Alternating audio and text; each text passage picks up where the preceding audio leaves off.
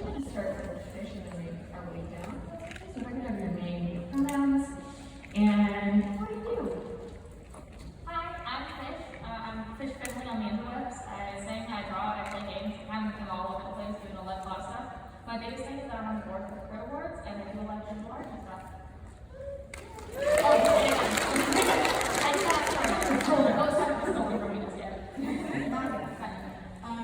Hi, my name is Sachi, or for Sachiko across the interwebs. I'm a variety streamer and also a producer, person, whatever, in the TTRPG space. My pronouns are she, her. And I think that's perfect. And you're cool. And I'm so cool. Actually, hold on. And I'm wearing really cool pants. A moment for the pants. A moment for the pants. Hi everyone, my name is Nala or Jay. My pronouns are they, them. I am at Nala Draws everywhere on the internet. I am an art director working at Anya's Entertainment. I also do art direction freelance, so that means you can hire me too. I do illustration work as well, but besides art, I'm a sensitivity consultant, voice actor, and actual play stream performer. And that's me, I said everything. Who are you? Hey, my name is Glaiza, classical Glaiza everywhere on the internet. I do a lot of things. I am a storyteller. The longest running Monster Care Squad Actor Play is the game that I run, and I'm also about to run a Power Rangers TTRPG. I am a game designer. I designed this game called Beef. And basically, I'm just really into TTRPGs in general. And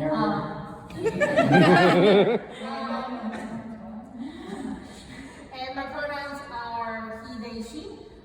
More explanation for what my gender is. You should go watch the lip sync battle of Zendaya. That explains my Fair. gender the best way. So that's me. Hi.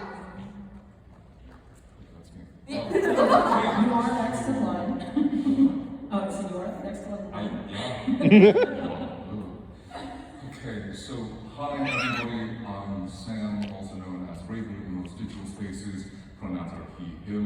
Formally speaking, I'm a writer, researcher, and theorizer working out of Arizona State University. Informally speaking, I sometimes voice act, I sometimes do actual plays. I do a lot of thinking about tabletop role-playing games and the philosophies of gaming. You can find me at RABTHR_VO on most digital platforms. You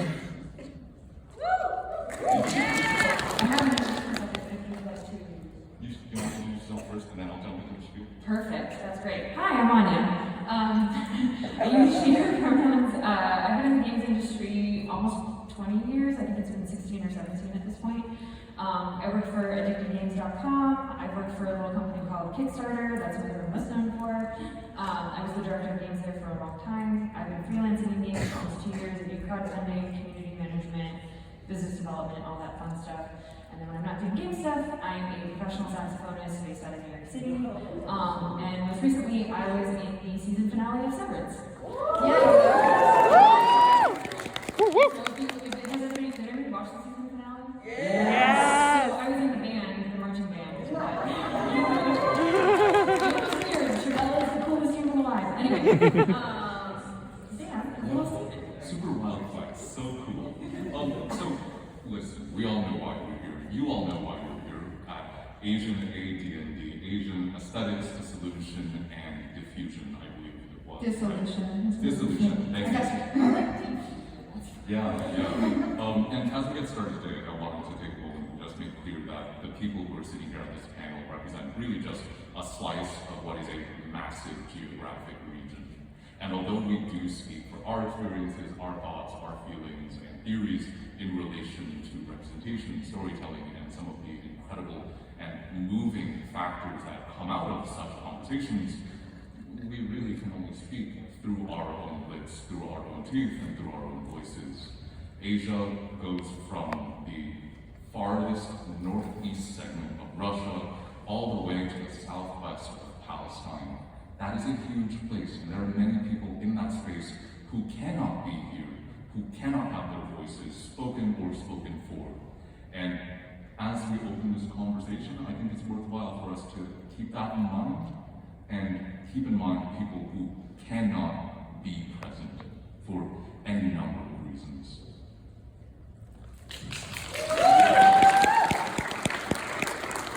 Thank you so much. I really appreciate you saying that. That resonates with all of us. Little bit of a wild turn here to answer the first question. Just to kind of set the tone, I've done a bit of moderating, and there's a couple things that I do maybe a little bit differently from maybe other moderators that you've seen. One is I'm not going to ask everybody the same question. I like to have a little bit more free-flowing conversation. And I've already told all of the panelists this, but also it can be a little bit jarring if I do this in front of guests here. If I do cut anyone off, it's not because I'm trying to be rude. I'm just trying to make sure that we're able to have free flow conversation. So I promise I'm not trying to just be like a thorn in someone's side. But the first question, anybody can feel free to jump in here. Why do you think that Studio Ghibli is so popular in the TTRPG space? It's the most American Asian thing that has, not the most American, but coming from my experience as a Japanese American, I'm mixed race. My Japanese mother was not the person who showed me Ghibli, it was my white father. It was produced and taken on by the Walt Disney Company, so they were able to project it more out towards a wider audience than a lot of Asian products out there. So Studio Ghibli has become the representation for not everyone, but a lot of Americans. Like that, to them, they see that and they're like, I'm gonna go to Japan now. It's not like that, don't do that. Also, don't be Logan Paul, but that's Bars in hell. I think also there's a nostalgia aspect to it. If you think about when a lot of these movies were coming out, they've been making movies for a long time. You think about like the age, the target demographic of those movies, and then how old are those people now, old enough to be making stuff inspired by it and whatnot. So I think nostalgia plays a huge part in it, and if you watch these things and love them when you're younger and you don't look critically at that later and look critically at why you like these things, and you're just, haphazardly taking stuff from it and putting it in something else, I think that's why that's happening. My answer to that is, I think one of the reasons why it's popular is because they make really good shit. Like, the stories are good, the artwork is great, like Nala said, like, when you're kids and you're watching these kinds of things, it does implant something in you, and you just, there's a reason why there are so many people chasing after Studio Ghibli, because they make good stories.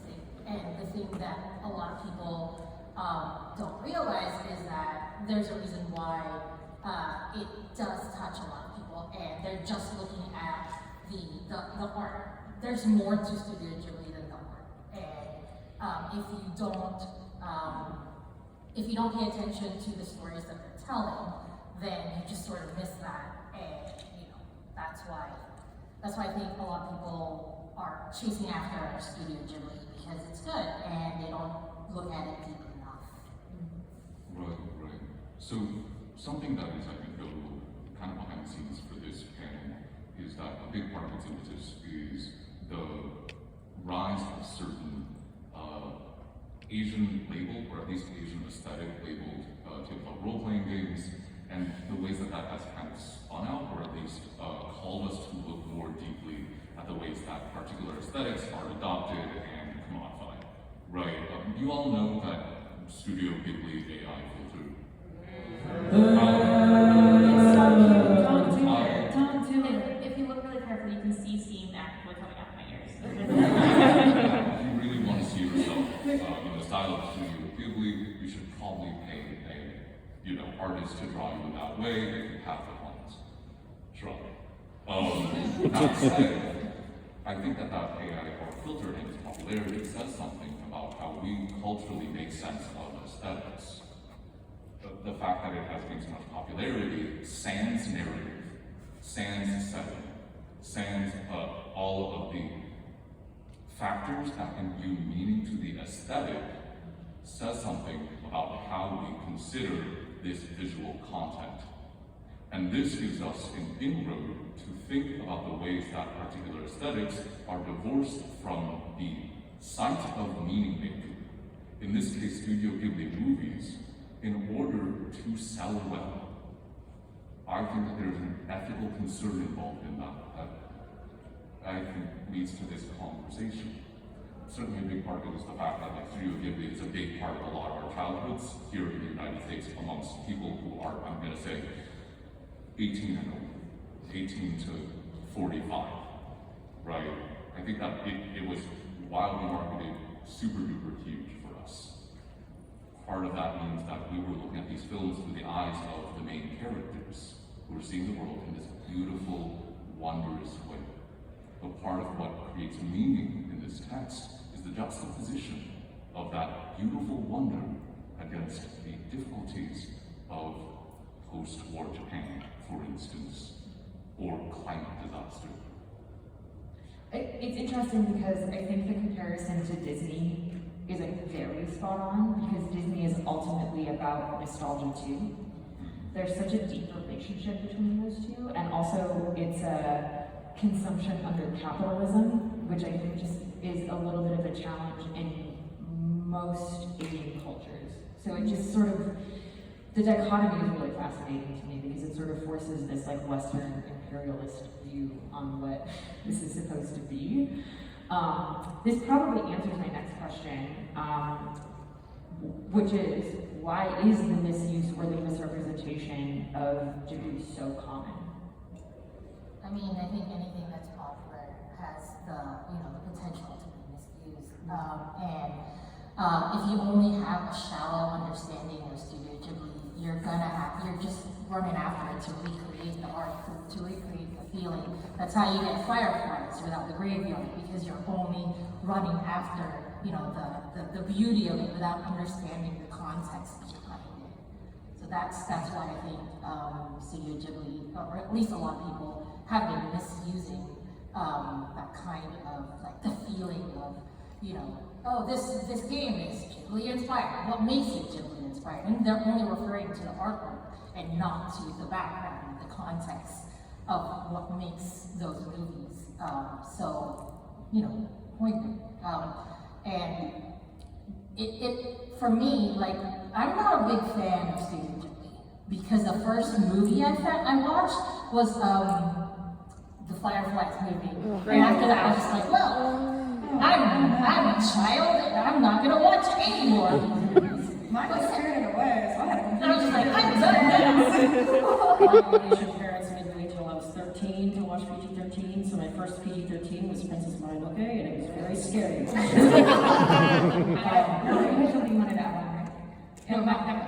Oh, sorry? Did you have something you wanted to add on? Oh, yeah. Oh, sorry. Oh, yeah, fish and then, sorry. Yeah, okay, sorry. Just two really quick, just to be super blunt and super quick. I'm in the wrong genre of Asian to be commenting on Studio Ghibli. I did not have much exposure to Studio Ghibli until I got much older and really started to immerse myself in American media rather than Indian media. And my experience of what media looks like from the American perspective of what my culture has been adapted into is very different. We'll get to that later, but that's why I'm being quiet here tonight. Thank you for sharing that. I want to highlight something that Glaiza said about the art, because I think a lot of times people are like, this is Studio Ghibli inspired. And we look at the art and how the game looks, and it looks just like Studio Ghibli. Like, you hire artists who can work in that style. I've seen calls for artists who can work in that style. But I'm speaking as an art director here. You can't just take what something looks like and put it in a thing and make it mean what the source content needs. It's no different, in my opinion, than taking Chinese or Japanese characters that you barely know what it means, you tattoo it on your body, or taking anything out of context, whether that's, like Egyptian hieroglyphics or other things like that from cultures that you do not understand, and you paste it somewhere else, you only have the visuals of that. You don't have any of that meaning behind it. So, and that's something that, as an art director in games, that is really important to make sure that you know, all art is meaning, all art is political, and so what does that mean, and how can you make sure that you're bringing across the right message? And I myself am just very frustrated with how many Asian-inspired anythings come out where there's no Asian people working on it. Like, that makes me so angry. Sorry, I was just saying it's profiting off of a culture that is not your own, which is inherently unfair because it's our culture. And so it's we should get icky and bad and cringe. I think what is more frustrating to me is seeing a book that has Asian people only in the art department. Right? You need a specific relegation to the visual aesthetics of a piece. And I think that also gestures to the ways that very frequently elements, like singular elements of any kind of cultural thing, get divorced from the form of it, the underlying philosophies which motivate the text. Because Totoro makes a lot less sense if you don't get Shintoism. Yeah, I think the two things that I always come back to is one, when people just put a temple in, like actually it has a lot of culture and significance to different Asian, like a temple ain't just a temple, y'all. It doesn't work that way. And two, I think sometimes folks forget that there are cultural consultants who can do this work appropriately with like kindness, empathy, and understanding. Yes, go ahead. Very quickly, because cultural consultants is something that I do and I offer. There's lots of other people, I know people in this room do this as well. You should be hiring your cultural consultant very early as possible. You should not be shoving them your almost finished book and then be unwilling to make any changes, because often cultural consultants will find a lot of things wrong, or not wrong, but just problematic, right? That's their job, that's why you're hiring them, but you need to hire them as early as possible, or even better, don't just have the only POC working on your book be your cultural consultants. You need to hire them in leadership. So that's my PSA. Yeah, I think that one actually. Because if you focus on decision-making positions, we can prevent this shit from even happening in the first place. Yeah, please. That's absolutely historically founded too. I have friction with any game that starts off as a Eurocentric fantasy and then inserts a non-European fantasy afterwards, because there are underlying philosophic assumptions and narrative forms that will just not fit. Now, don't get me wrong, the existence of those expansions are probably good things, because people will be exposed to this culture in a positive manner. However, if we investigate into the text itself, the frictions make themselves clear. Anyone here ever read Dungeons & Dragons 2E Oriental Adventures? I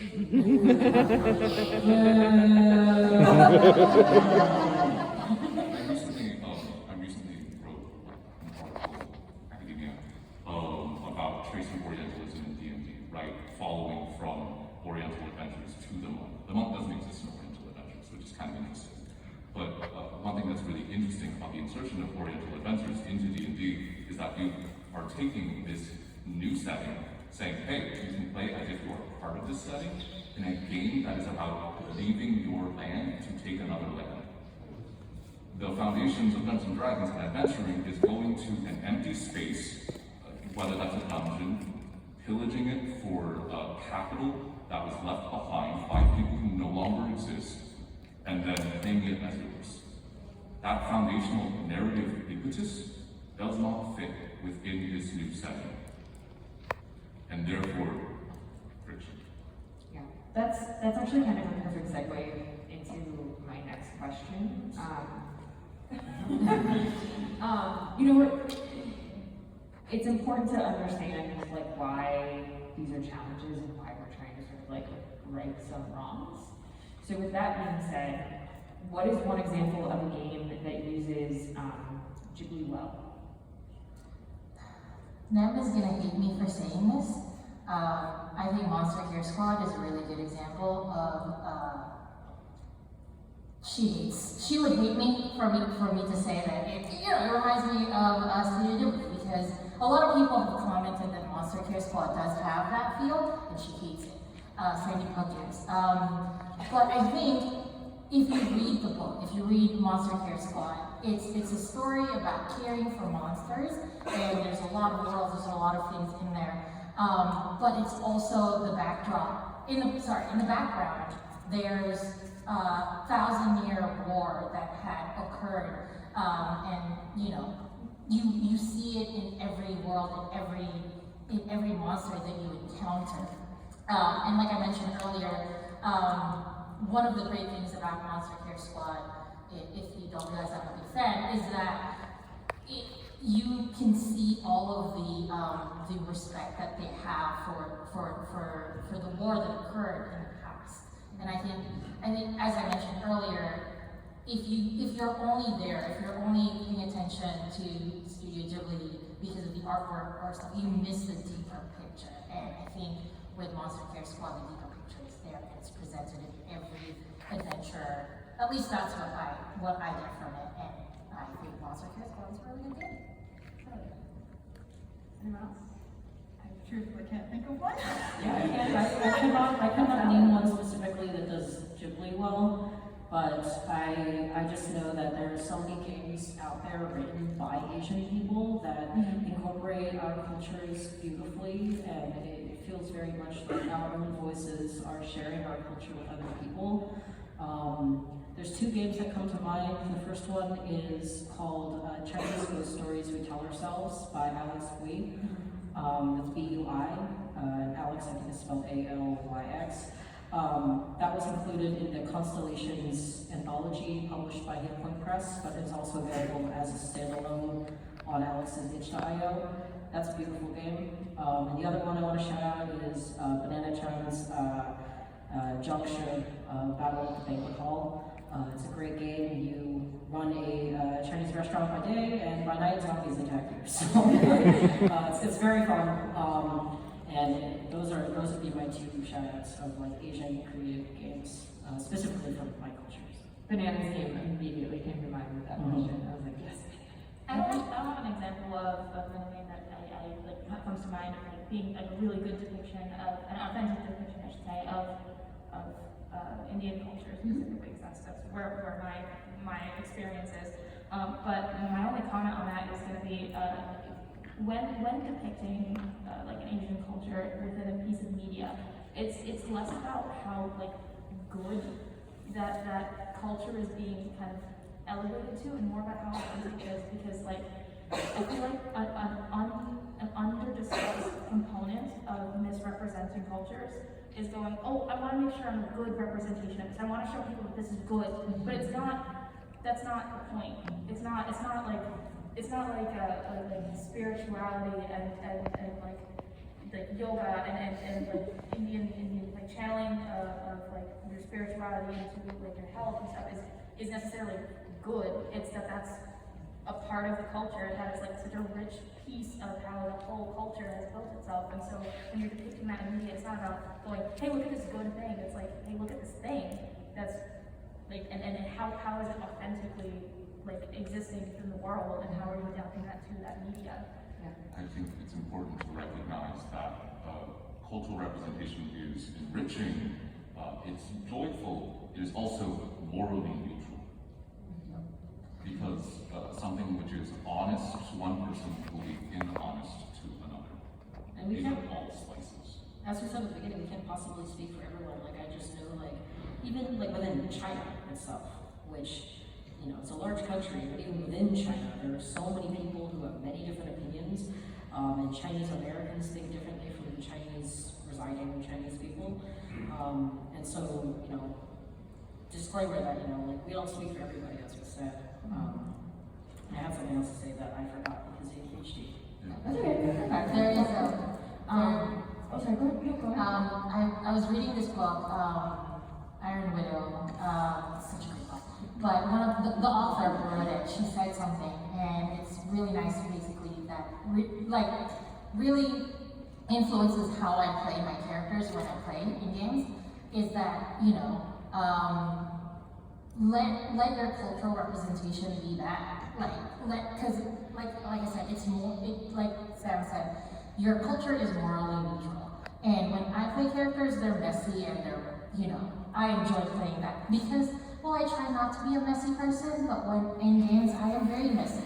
And It's not real life. You can do that. it's not real life. I play messy characters, and I draw from my Filipino culture. And the thing is, sometimes a lot of people are like, oh, you can't present Filipinos in this way because it's, you know, but you know, it's just the idea of we have, like, if you're a POC, you have to always present the good thing, you know, and you can't tell. I think stories are wonderful if they are complicated, and you have to present the good and the bad. It has to be authentic, and sometimes you can be authentically bad. I have one more very quick thing to say, and that's if you are thinking about writing something, I mean, like, the biggest question to ask is why. As a cultural consultant, I always am asking my clients this. I'm like, hey, why do you want to include this? Especially if someone's not from that culture or they don't have that lived experience. You know, I consulted for stuff about like queerness and whatnot, and I'm just like, hey, like, why is it important to you as someone who's cishet that you include this? And you know, there's valid answers, but that's an important like thing to ask yourself before you go full hand into a project. Because I think, you know, as they were saying earlier, like wanting to show like the good side of something, or like to show that like, oh, look at these people who are so misunderstood. I'm gonna show their culture to the world and show that it's good and not all bad. Like that just feels icky to me, you know? Like when you say it out loud, doesn't that sound icky? Like, so ask yourself why. Yeah. To kind of round out that, this is a little bit of a tangent for the review. I agree 100%. Like, you want to show characters as well-rounded as possible. It can't just be inherently good or inherently bad. First of all, that's boring. Second of all, it's just like not real. And this is why I have a whole theory and spiel about why the Real Housewives is actually extremely pro-feminist. We can talk about it later. This is not the family to do it, but I have a whole theory about it, and I swear it checks out. Noted. With that being said, Fish, I'm calling you for this question. Okay. We're talking not necessarily exclusively, but pretty intensely about Studio Ghibli, kind of specifically. But there's, as Sam pointed out, initially there's like a breadth of spaces that we're talking about. You've mentioned Studio Ghibli is not necessarily the thing that you're most familiar with. Can you speak a little bit to other examples of AAPI aesthetics? All right, so this is where I'm going. How many of y'all heard of Bollywood? Y'all seen Bollywood? So one thing about Bollywood is that it is such, or even just Indian film in general, there is every genre there. There's absolutely every genre. There's horror, there's action, there's the dramatic musicals that you see all the time, but there's every genre there, because that is a whole country with millions of people. Billion people? There's a lot of people. Movies. One thing that doesn't make its way into a lot of Western media is that diversity of film, and they're only ever hearing about, haha, look how dramatic and silly and musical, and oh my gosh, they're so long and so dramatic and silly. And I have heard so many times from so many people about how like superficial, I guess is the word, that Bollywood can be, and that drives a lot of people's disinterest in seeing films like that. But the films I grew up on are such, yeah, there's the silly, but there's so much more. And I think that even just the fact that whole film industry, which is massive, has been distilled down to just this one genre, just in Western media, is such an example of like, that's such a huge part of India's identity, is the films that they're able to produce and the production that goes into it. And to have the Western world only see the musicals and kind of almost like make fun of it for that quality, even though that's such a it's really important, like the musicality of it is such an important part of Indian culture. Like music has been such a long and storied history in India with music and stuff, but like just having all of the genres flattened into one and then having that then made fun of in a lot of media is how I saw India when I was a kid, when I was growing up on American media. And as I got older, my parents are the reason I got exposed to Bollywood in its entirety in the first place. And my friends can all attest, I've admired movie after movie after movie because I need at least the people in my life to understand how broad that culture can be, even just in the facet of film. And that goes for every other fact, like music, health, religion, spirituality. Even within religion, there's all of the other different, like, how many religions are there? How many different ways of life are there? What does the caste system look like? Like, what does that mean for someone who actually has to experience it? Because, like, you mentioned the caste system to someone in the West. I'm sorry, I'm going off because this is the thing. You mentioned the caste system to someone from America who's grown up with the American understanding of that, and they immediately equate it to what it's like. What like classism is like, and what like specifically a lot of people try to associate with like how people viewed people during the era of like slave ownership, and how it was like, oh, there are the betters and then there are the worst, and then you own people, and like it's everyone who very distinctly fits into the category of like great, not great, trash. Like those are the hierarchies, but that's not how it is. It's a very real part of how people navigate. Is how they fall into these categories that have been built up over time and fed by history and also by colonialism, because that very recently became less of a deal. It's a whole time trying to explain to people like it's going back to what you said about the way that like Western narratives often build stories does not map one-to-one. And it's the same thing with like the way that Western culture has viewed like classism does not map one-to-one. It is different. It's fundamentally different, and it's a whole time and a half trying to experience or trying to explain what it's like in that other side to someone who's only ever experienced that. So when you're trying to tell a story or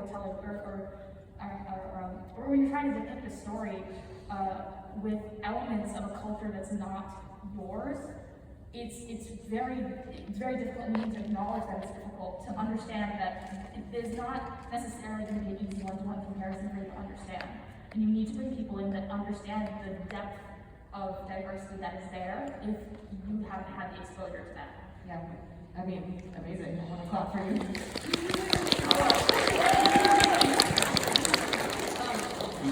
You've been sitting on that since like.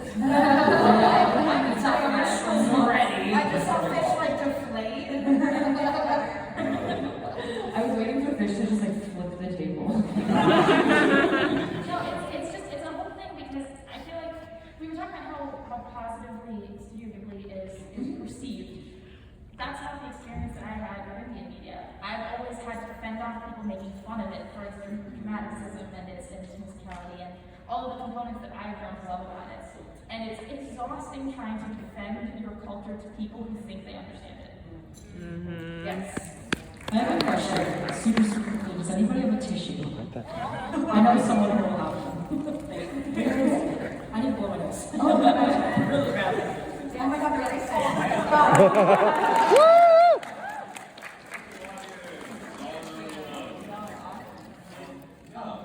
I'm truly honored to be on panel with all these people, because it's I have had a very good experience when it comes to how media is interpreted in the Western world from all accounts, and I love getting to understand on a broader level what that looks like for all of the parts of Asia, because Asian is massive. There's a lot of us. It's all very different. Well, I mean, like speaking to like different I want to touch on this here. Yes. So I'm Japanese American, and I'm so American, but not American enough, and I'm also not Asian enough. And that is really hard to get across with a mostly white audience, because you're kind of like us, but you're different. Like if I share my name is Sachiko, they're like, where are you from? I was like, well, I'm from Indiana, but you're trying to ask is, what are you? And what I am is Japanese, but I'm so removed from my Japanese culture because of World War II. My family was in internment camps, so we really Americanized to fit in, and it's been a struggle growing up specifically in Indiana because it's Indiana. And then it's also in the space, I personally struggled with trying to tell a story that is true to my identity in the Asian world because I have never been anything but a mixed race woman. It's the only experience I know, and it really sucks sometimes, existing in this middle ground that I have no control over. It's not fun, but I love it because I'm still me, and I love being me. And I think it's important to show that like mixed race Asians and mixed race people in general are still part of those cultures because we do not fit into the white culture. We're not allowed to, unless you're white passing. So if you're not white passing, good luck. I feel this so much. Okay. I feel this so much. I am a Chinese adoptee. I was adopted when I was 8 months old. And unlike most Chinese adoptees, I was adopted by Chinese people. But this complicates things because my mother's side of the family has lived in Hawaii for the past 5 generations. They rode there on a boat in the late 1800s, before Hawaii was annexed by the United States. And my dad is a first-gen immigrant, but he does not speak Chinese. So I grew up also very Americanized with this weird blending of like Hawaiian Chinese culture. And you know, I studied Mandarin for 14 years, but I don't speak much. My Mandarin is very bad. Because everyone else in my classes in Chinese school, they had parents who spoke at home. So my mom sent these classes with me from a young age. She was learning along with me. And so that made it really hard because I didn't have that immersion that most people get. And so it's that feeling of being removed and feeling like I'm not good enough. Or other. Or other, right? Yes. Because other Chinese people wouldn't see me as like one of them. But obviously I'm not white, I don't look white, I'm Chinese. And you know, to touch on this issue of colorism for a little bit, like I'm from a tiny island off the coast of southern China. And it's very, very, very close to Vietnam is where I was born. And so a lot of people think I'm Vietnamese. And due to colorism, I tan very, very easily in the summer. You know, if I went outside more. I see pictures of me when I was younger when I would be spending a lot of my summers outside the entire time. Like, I got to work. And I've dealt with a lot of weird microaggressions, even from other East Asian people, where I tell them, like, where, you know, I get, you know, they ask me, like, where are you from? And I'm like, oh, I'm from China. And they're like, no, you're not. I'm like, what do you mean, no, you're not? I once was having a conversation with another Asian individual, and I made a joke about being Asian because I am allowed to do that. And they went, yeah, sometimes I let Sachi have those jokes. What do you mean? Yeah, so just like to quickly finish up my thought, I just like it brings a really, like I bring a very unique perspective to everything I work on because of my lived experience as a multiple marginalized person, like being an adopted immigrant, being trans, being queer, being disabled, you know, being neurodivergent, like all of these things together, that is my lived experience. And it, you know, it's the reason why while I do cultural consulting, I usually don't take jobs where somebody wants to know about Chinese culture. Because that's not my lived experience. I can talk about Asian representation in media as a person from America, and I talk about that a lot. But you know, if you want to know about like Buddhism or stuff like that, like I was raised Catholic. We got a new code. I'm not Catholic anymore. You know, like because of the trans thing.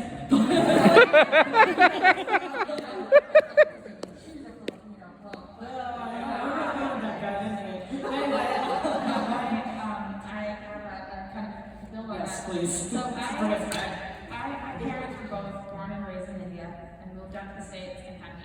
And the first member of my entire family to be born and raised in the States. And one thing that affected how I grew up was that my parents had to deal with accent discrimination like crazy. My dad is very, very fair, like very light skinned, and my mom is a little bit lighter than I am. And so both of them had to deal with it in different ways. My dad was able to kind of skirt around it by fully eradicating his Indian accent when he talks in English. Like he made an attempt at that. And because that significantly improved his ability to navigate the professional world, I was not allowed to learn Hindi until I had learned English. I still don't know Hindi because I didn't learn English good enough. English is hard.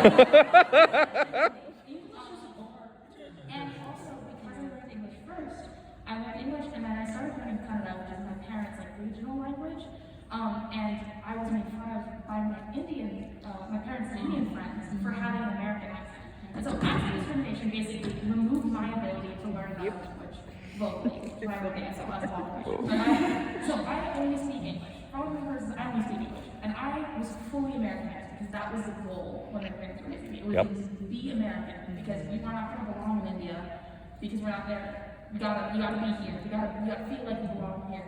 And as a result, like my ability to connect with my culture has come through years of like strife and conscious effort of like, oh, I want to watch a Bollywood movie, now I gotta seek it out.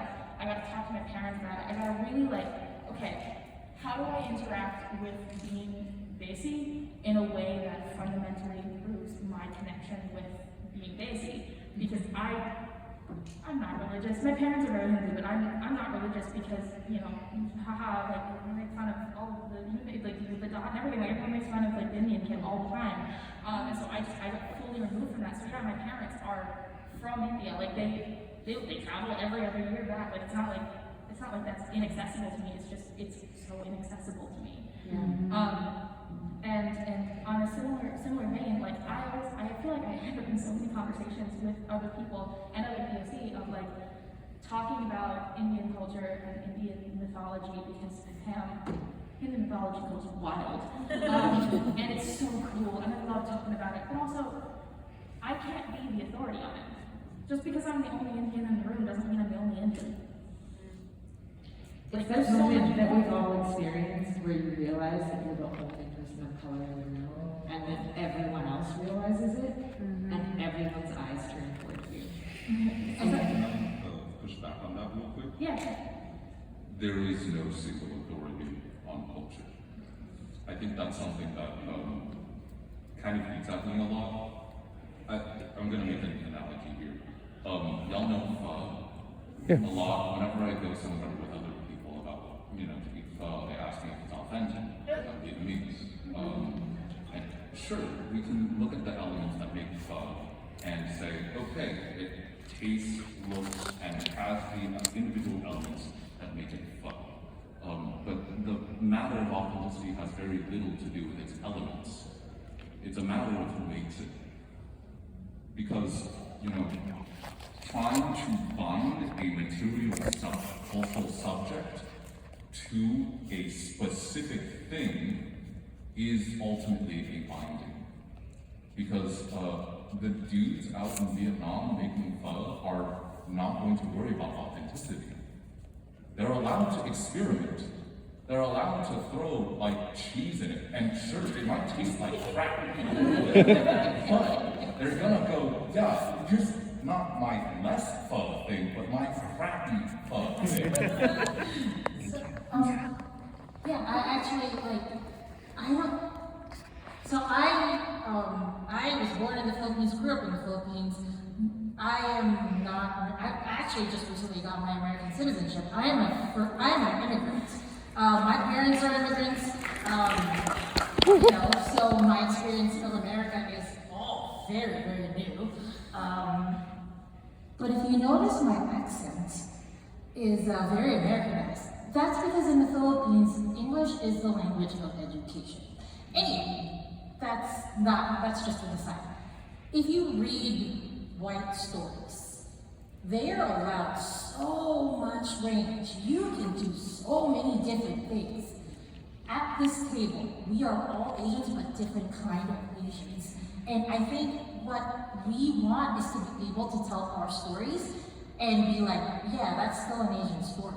We want to be able to tell a Filipino story that is not, you know, a nurse that is, we want to be able to tell stories of different ranges, different, you know, different beginnings, different endings. And I think, like Sam said, we should be allowed to do that. Just like white people are allowed to be crappy, we should be allowed to be crappy.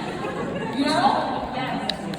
That's representation. I support Asian moms and happy AAPI. This is our mom. I think it's just a little closer to I mean, I think it goes back to that conversation we had earlier about good and or bad representation. Yeah, I think you got a really deep one. Mom doesn't want to hear my voice. I'm being silenced.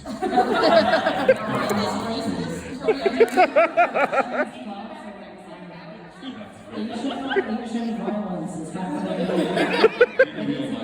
This is the representation of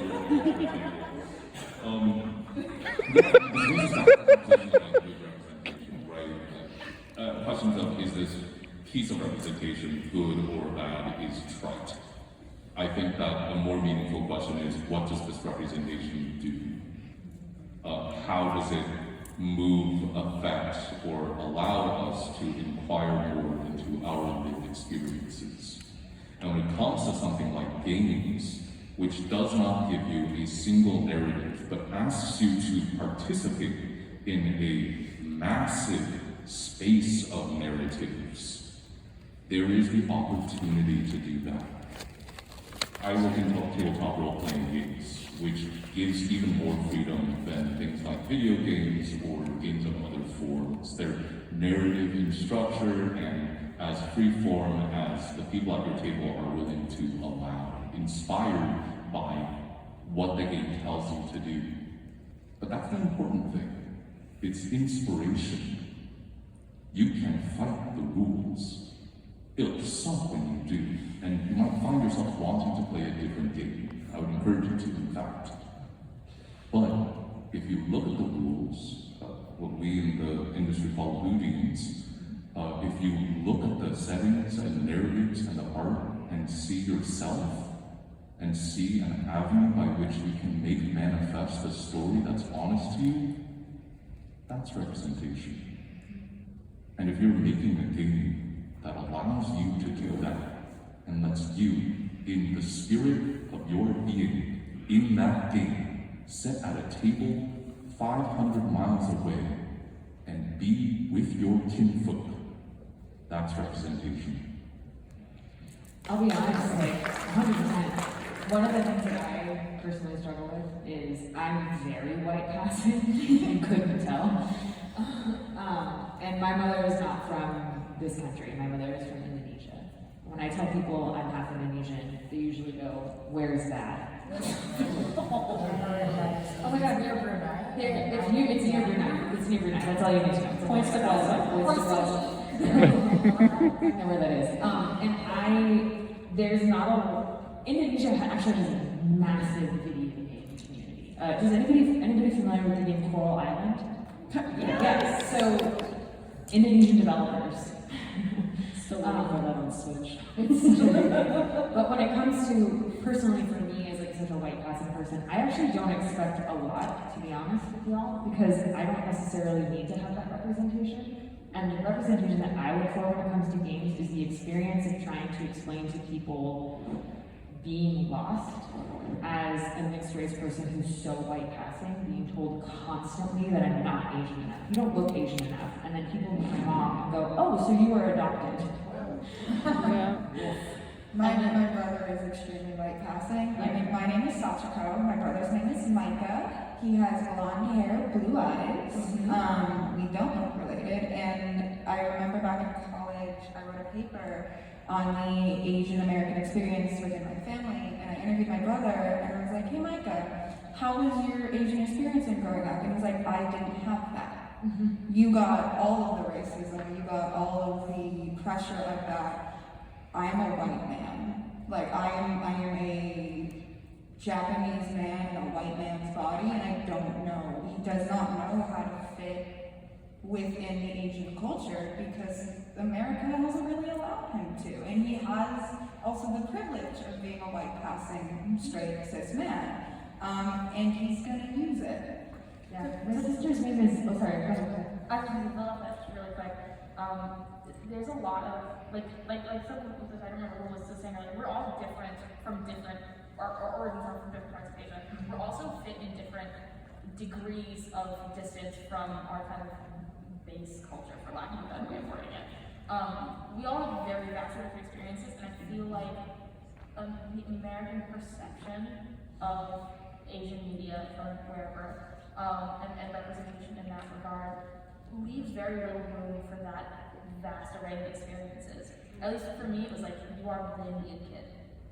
Tell us everything you know. I don't know anything. I've been Americanized my whole life. I don't know anything. I look like I can walk out there right now, but like I don't know anything. And as much as I like talking about what I have learned, it's been a process of me learning, and that's not restricted to just me. Like anyone can go out and learn all the stuff that I've learned because it's been a process trying to reconnect with what I know. Anyone know my man Edward Said? Yeah. Edward Said writes in 1967 about Palestine in a book he calls Orientalism, which becomes the baseline book for how we understand Orientalism today. Relatively recently, another writer takes Orientalism and then writes the book American Orientalism, looking at the ways that Americans treat East Asian culture rather than the ways that Britons treat Palestinian culture. That's what Said was writing about. One thing that's essential for understanding Orientalism is that it's not just stereotyping. I think it's very easy to look at the ways that the West treats other cultures and say, oh, stereotype that, and yes, it is. But more foundationally than that is the ways that this process of stereotyping binds particular groups of people into being not people, into being objects, into being stagnant and stable and non-fluid. I think that's part of what we're coming to blows with here. People being stripped of their dynamism because they are seen as an other. And that narrative humanality is hard when we're trying to craft narratives that are sans zero. Because Pho and Anya are both products of colonization. In a world sans colonization, we don't have this. So we either A, say we're going to ignore that fact and just go with it, which is like frankly super duper fine. Or B, try to make some sense of that. Because also sans colonization, diaspora exists differently. And we come to that very particular tension for the people at this panel, because many of us are raised American, or perhaps better said, raised Asian American. Our identities are crafted by the pressures of those looking at us as much as they are crafted by our own internal senses of being. And I think that while our internal senses of being are, something that we want to bring to these narratives, a story that just exists in vaguely defined fantasy Pan-Asia does not easily render space for a mixed, white, mixed, Asian of many kinds person. That's a shame. I like to call that it's just Asian enough. Yep. That's what it comes down to.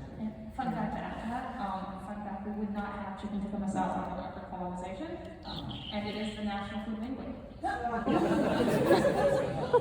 I have were you going to Yeah, I was just going to follow and say we wouldn't have most of Southeast Asia without colonization. Those borders were made by World War II when French Indochina broke it up. Colonizers carved the land just like they did in Africa. I mean, Philippines have been colonized 3 times, so, I mean, Indonesia is a lot of Indonesians. that's definitively, in the last 300-ish years, recent and horrifying insofar as how it's obliterated and redefined the indigenous people of those lands. I have one last question, and we have about 5 minutes left, so I'm going to give everybody about a minute, maybe give 45 seconds if you look at the clock. With all of this being said, why is the art of storytelling that we do in these games so important to keep API history alive and told correctly? Storytelling is how we share bits of ourselves and bits of our culture with the world. Storytelling is how we do, how we spend time imagining like different aspects of the world, how we philosophize, how we try to empathize with people that we don't know or understand. That's how we connect as a species. And the thing about storytelling authentically, and then making sure that you're telling stories in a way that best represents what you're trying to say and what you're pulling from, is because if you don't, you are erasing what actually exists. If you tell a story by flattening what exists within the world, what happens is that story carries on when that culture is long dead and gone, and then when people look back going, hey, what was that like? They have your story to look back on. And if it's not an authentic representation, they're misremembering or you're not able to properly carry on what that culture was. You can look at so many Egyptian civilizations and stuff and think about how much do you really know about what that culture was like, and how much do you know because of the stories they told and left behind. Yeah, I mean, I completely, our stories are what shape us. It's what makes us inherently human. And for me personally, I didn't grow up seeing my story be told. And I continue not to really see it be told in mass. And so I think it's important to, if you feel othered and you're comfortable enough, tell your story. Your story does matter. And you might, have a very similar experience to someone, and it would be helpful to them to see themselves in media. I didn't grow up seeing myself in media, so here I am. I agree with everything they said. I think storytelling is so powerful. It's why I play tabletop RPGs. Because when movies and TV won't represent me, I'm going to tell my own story and include the messiest, gayest people you can possibly imagine and give representation to that. Because, that sort of representation is lacking, and so that's why I use my platform and why I'm so loud on my platform about representation, because I've never seen anyone like me, and there's not ever going to be anyone exactly like me because I am me, but it's why, I'm very open about my identities. I sit on the crossroads of many marginalizations, and I had a point in time in college where I was told straight up by a visiting art director who I earned a portfolio review with that this white man was telling me, you don't need to tell people that you're gay, that you're a gay artist, or that you are a trans artist, because that shouldn't matter. Your work should speak for itself. And I was like, okay. And I don't want to do that because it's important to me that I'm gay. It's important to me that I'm trans. And he was like, well, you should probably make a choice about that because some people will see that as political and not want to hire you. And I was like, that is so true.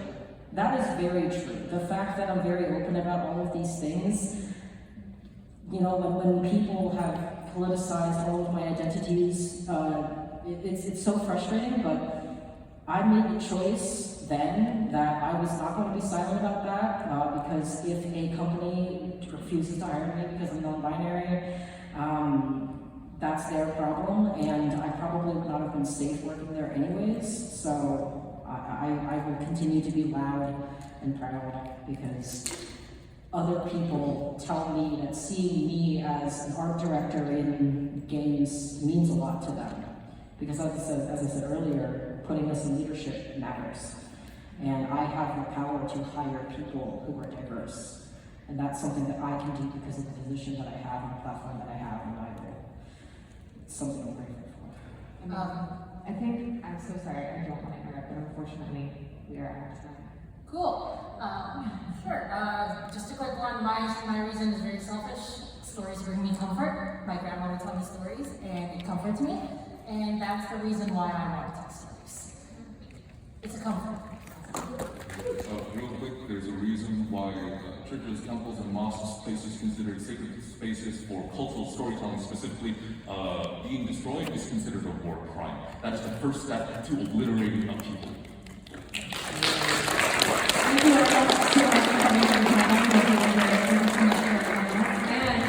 you to our enforcers. Make sure you thank our enforcers on the way out. Everyone needs to go outside. Please don't crowd us at this table, but I don't know about y'all, but I will